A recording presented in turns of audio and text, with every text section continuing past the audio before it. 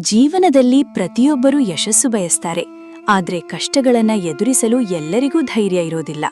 ಇದು ಅಂಥದೇ ಒಂದು ಹುಡುಗನ ಕಥೆ. ಕನಸುಗಳಿದ್ದರೂ ಪ್ರಯತ್ನದಲ್ಲಿ ಹಿಂದುಳಿದವನ ಕಥೆ.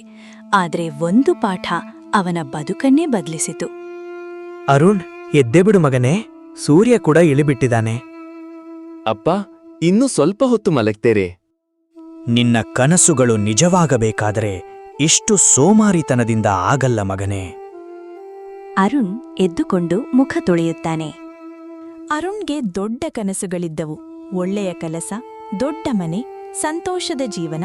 ಆದ್ರೆ ಒಂದು ಸಮಸ್ಯೆ, ಅವನು ಯಾವ ಕೆಲಸವನ್ನೂ ಪೂರ್ಣಗೊಳಿಸುತ್ತಿರಲಿಲ್ಲ. ನಾಳೆಯಿಂದ ನಾನು ಬದಲಾಗ್ತೀನಿ, ಖಂಡಿತ.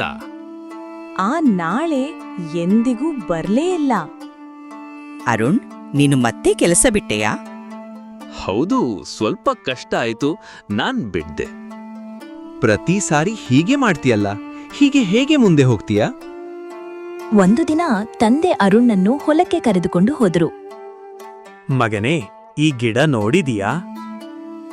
ಹೌದು ಅಪ್ಪ, ನಾನು ನೋಡಿದ್ದೇನೆ. ಇದು ಹೇಗೆ ದೊಡ್ಡ ಮರವಾಗುತ್ತೆ ಗೊತ್ತಾ? ನೀರು ಹಾಕಿದ್ರೆ ಸಾಕಲ್ಲ? ಅಷ್ಟೇ ಅಲ್ಲ ಮಗನೇ, ಈ ಗಿಡಕ್ಕೆ ಸೂರ್ಯನ ಬಿಸಿ ಬೇಕು, ಮಳೆಯ ತೇವ ಬೇಕು, ಗಾಳಿಯ ಹೊಡೆತ ಬೇಕು. ಕೆಲವೊಮ್ಮೆ ಗಾಳಿ ಜೋರಾಗಿ ಬೀಸುತ್ತೆ, ಮಳೆ ಬಿರುಗಾಳಿಯಾಗುತ್ತೆ. ಆದರೂ ಇದು ನಿಂತೇ ಇರುತ್ತದೆ. ಯಾಕೆ ಗೊತ್ತಾ? ಯಾಕೆ ಅಪ್ಪ? ಅದು ಬೆಳೆಯಬೇಕೆಂದು ನಿರ್ಧರಿಸಿದೆ. ಕಷ್ಟ ಬಂದರೂ ಹಿಂತಿರುಗುವುದಿಲ್ಲ. ಜೀವನವೂ ಹೀಗೆ ಮಗನೇ. ನೀನು ಕಷ್ಟ ಬಂದಾಗ ಓಡಿಹೋದರೆ ನೀನು ಎಂದಿಗೂ ದೊಡ್ಡವನಾಗುವುದಿಲ್ಲ. ಆದರೆ ನೀನು ಧೈರ್ಯದಿಂದ ಎದುರಿಸಿದರೆ ನೀನೇ ಒಂದು ದೊಡ್ಡ ಮರವಾಗುತ್ತೀಯಾ. ಅಪ್ಪ, ನಾನು ತಪ್ಪು ಮಾಡಿದೆ. ನಾನು ಯಾವಾಗಲೂ ಓಡಿಹೋಗಿದ್ದೇನೆ. ಆ ದಿನ ಅರುಣ್ ಜೀವನ ಬದಲಾಯಿಸಲು ನಿರ್ಧರಿಸಿದನು. ಇನ್ನು ಮುಂದೆ ನಾನು ಯಾವುದನ್ನು ಮಧ್ಯದಲ್ಲಿ ಬಿಡಲ್ಲ. ನಾನು ಕಷ್ಟಗಳನ್ನು ಎದುರಿಸುತ್ತೇನೆ. ಅವನು ದಿನವೂ ಬೆಳಗ್ಗೆ ಬೇಗ ಎದ್ದು ಕೆಲಸ ಮಾಡತೊಡಗಿದನು. ತಪ್ಪು ಮಾಡಿದರೂ ಮತ್ತೆ ಪ್ರಯತ್ನಿಸುತ್ತಿದ್ದನು. ಜನರು ಅವನನ್ನು ಟೀಕಿಸಿದರೂ ಅವನು ನಿಲ್ಲಲಿಲ್ಲ.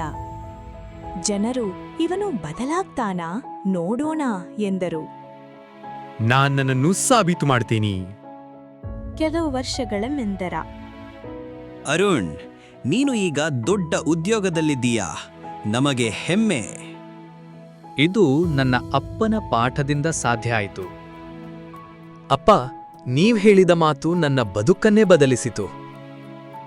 ನಿನ್ನೊಳಗಿನ ಶಕ್ತಿ ನೀನೇ ಕಂಡುಕೊಂಡೆ ಮಗನೇ. ಜೀವನದಲ್ಲಿ ಕಷ್ಟಗಳು ಎಲ್ಲರಿಗೂ ಬರ್ತವೆ. ಆದ್ರೆ ಅವುಗಳಿಂದ ಓಡಿ ಹೋಗುವುದು ಸುಲಭ, ಎದುರಿಸುವುದು ಕಷ್ಟ.